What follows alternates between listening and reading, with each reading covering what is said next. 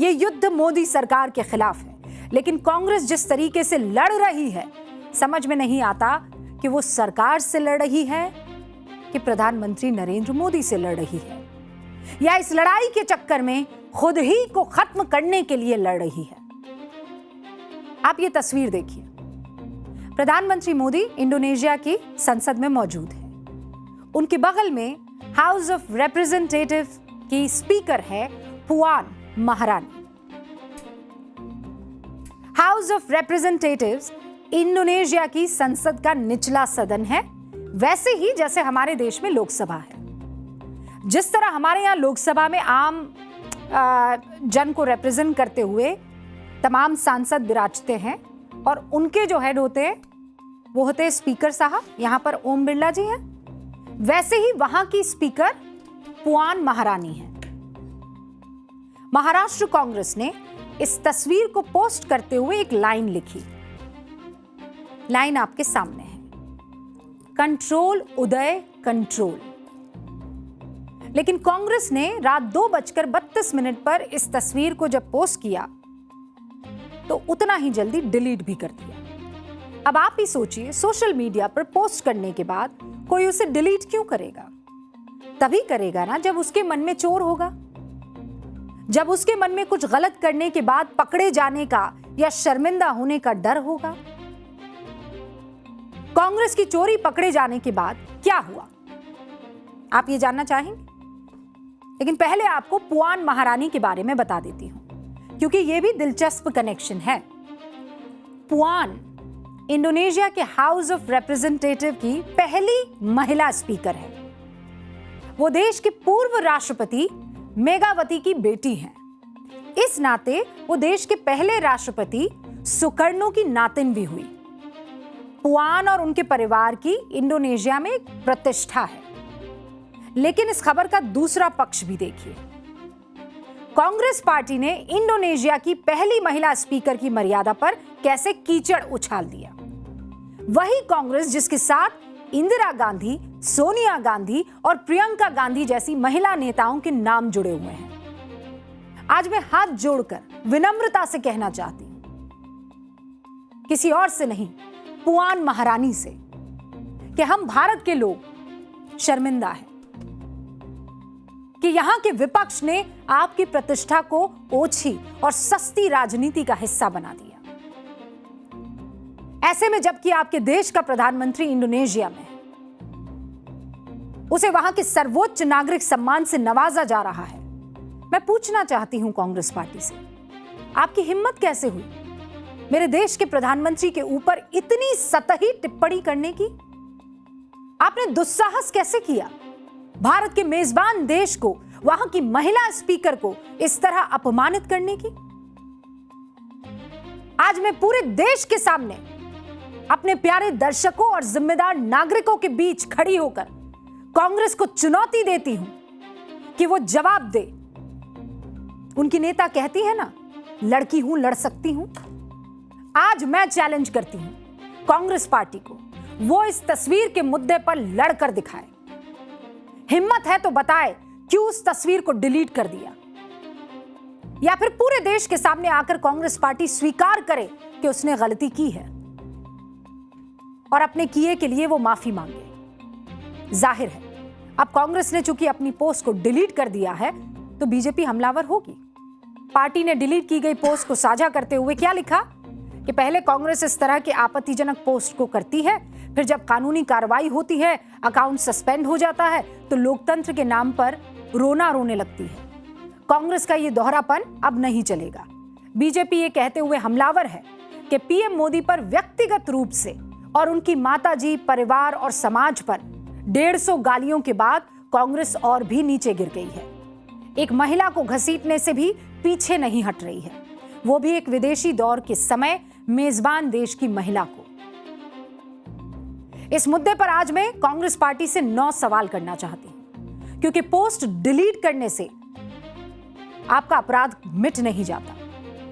पहला सवाल, आपने प्रधानमंत्री मोदी और इंडोनेशिया की स्पीकर पुआन की तस्वीर को गलत तरीके से क्यों पेश किया?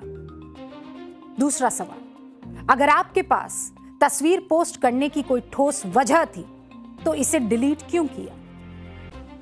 तीसरा सवाल, क्या बतौर विपक्ष कांग्रेस की भूमिका सिर्फ कंट्रोल उदय कंट्रोल जैसे सस्ते मीम्स तक सीमित रह गई है?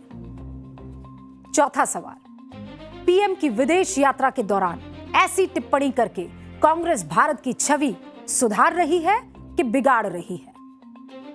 पांचवा सवाल, क्या नरेंद्र मोदी को गाली देकर अभद्र बातें कहकर कांग्रेस पार्टी मजबूत हो जाएगी? छठा सवाल, क्या कांग्रेस कूटनीतिक शिष्टाचार का मतलब भूल गई है? सातवां सवाल, क्या सस्ती राजनीति को ही कांग्रेस विपक्ष की भूमिका मान बैठी है? आठवां सवाल, क्या कांग्रेस को सकारात्मक तरीके से विरोध करना आता ही नहीं? और मेरा आखिरी सवाल, कांग्रेस कब कांग्रेस कंट्रोल के रास्ते पर चलेगी? अरे कुछ नहीं तो कांग्रेस पार्टी संविधान का ही लिहाज कर लेती। वो जो संविधान लेकर घूमते हैं ना, उनके नेता राहुल गांधी, मुझे नहीं पता उन्हें ऑर्डर ऑफ प्रेसिडेंस की जानकारी है कि नहीं है। आसान शब्दों में ऐसे समझिए कि ये ओहदों की एक लिस्ट है।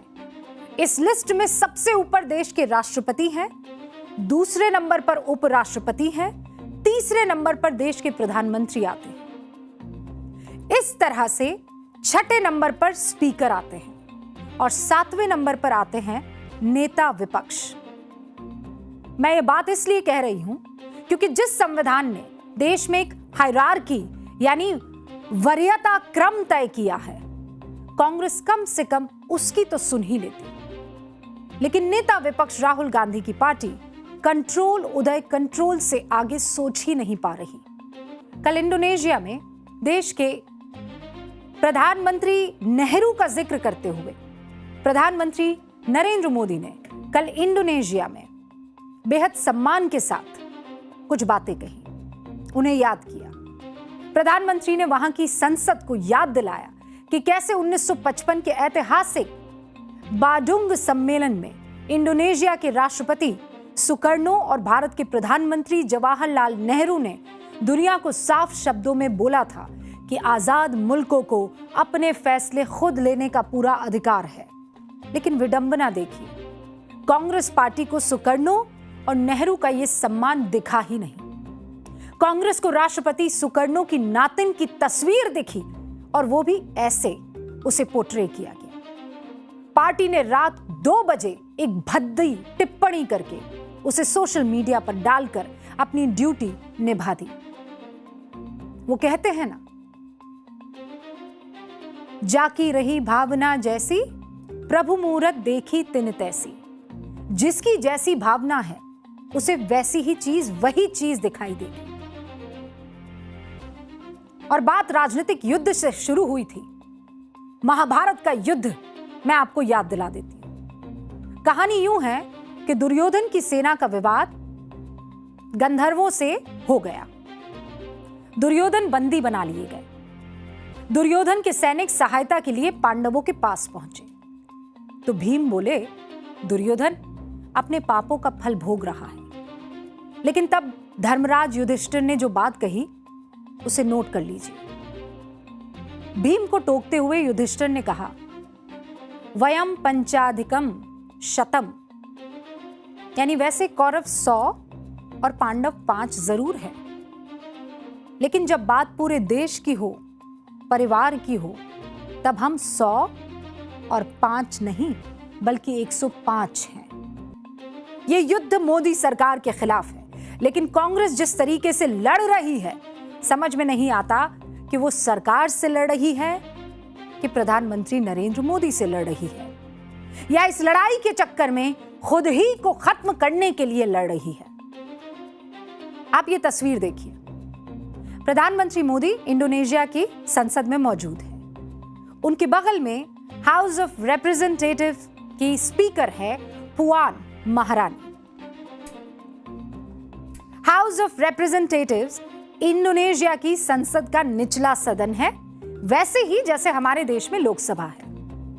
जिस तरह हमारे यहाँ लोकसभा में आम जन को रिप्रेजेंट करते हुए तमाम सांसद विराजते हैं और उनके जो हेड होते हैं वो होते हैं स्पीकर साहब, यहाँ पर ओम बिरला जी हैं, वैसे ही वहां की स्पीकर पुआन महारानी है। महाराष्ट्र कांग्रेस ने इस तस्वीर को पोस्ट करते हुए एक लाइन लिखी। लाइन आपके सामने है, कंट्रोल उदय कंट्रोल।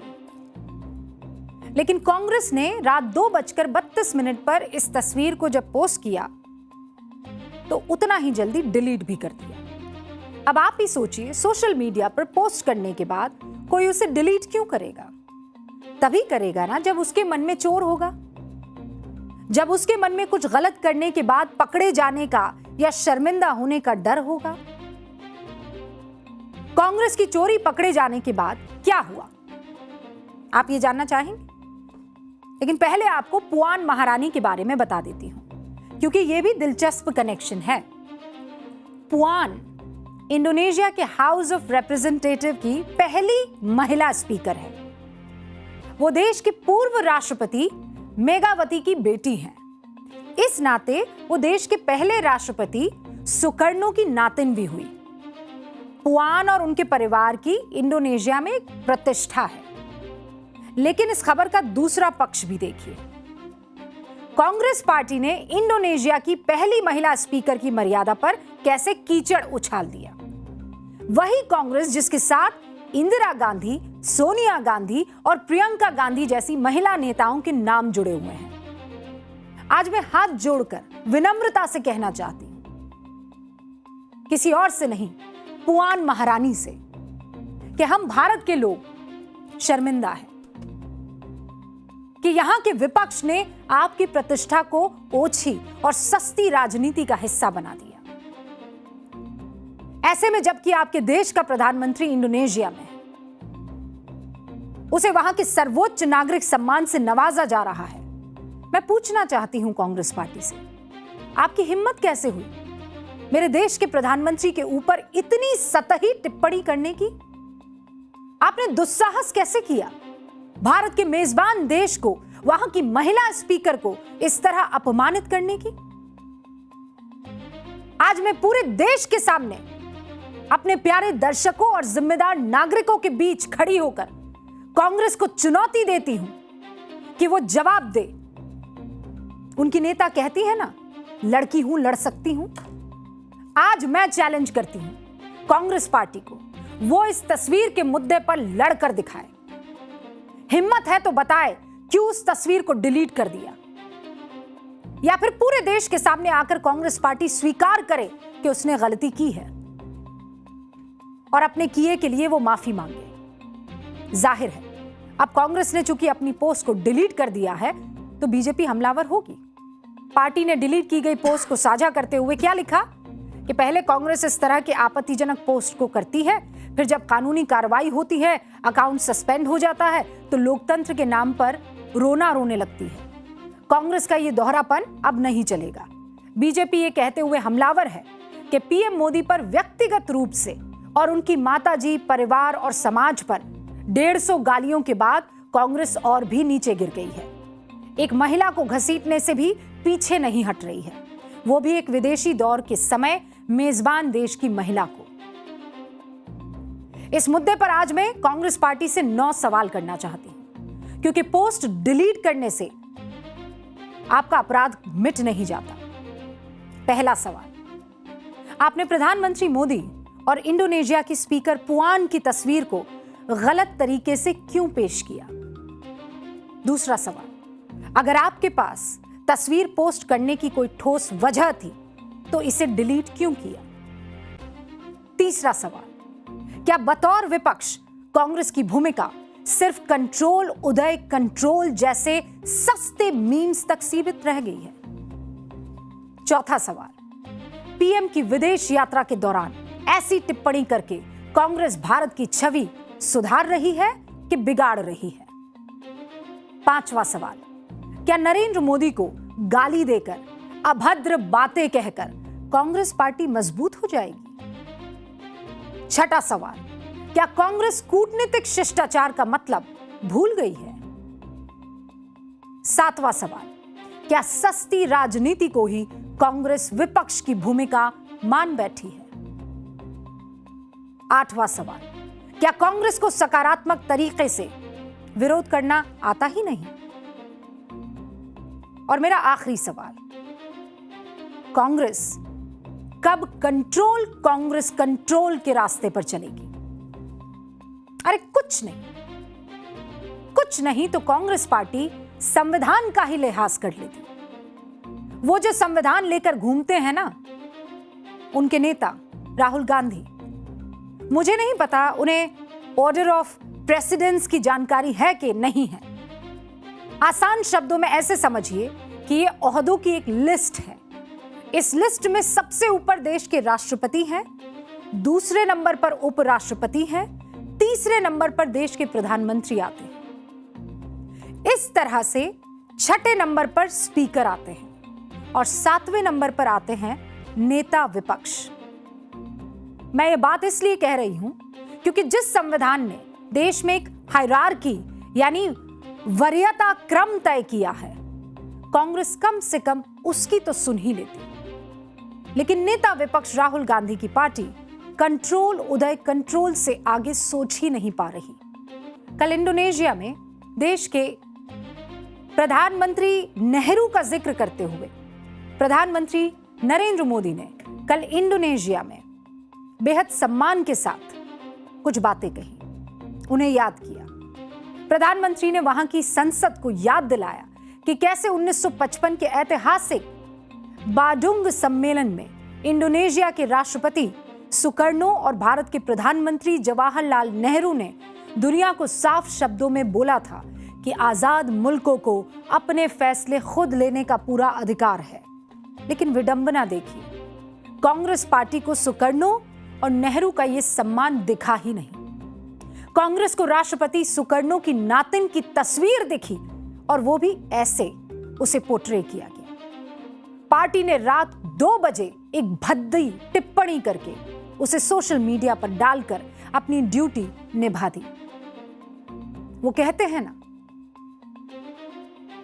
जाकी रही भावना जैसी, प्रभु मूरत देखी तिन तैसी। जिसकी जैसी भावना है उसे वैसी ही चीज, वही चीज दिखाई देगी। और बात राजनीतिक युद्ध से शुरू हुई थी। महाभारत का युद्ध मैं आपको याद दिला देती हूं। कहानी यूं है कि दुर्योधन की सेना का विवाद गंधर्वों से हो गया। दुर्योधन बंदी बना लिए गए। दुर्योधन के सैनिक सहायता के लिए पांडवों के पास पहुंचे तो भीम बोले, दुर्योधन अपने पापों का फल भोग रहा है। लेकिन तब धर्मराज युधिष्ठिर ने जो बात कही उसे नोट कर लीजिए। भीम को टोकते हुए युधिष्ठिर ने कहा, वयम पंचाधिकम शतम, यानी वैसे कौरव 100 और पांडव 5 जरूर है, लेकिन जब बात पूरे देश की हो, परिवार की हो, तब हम 100 और 5 नहीं बल्कि 105 हैं।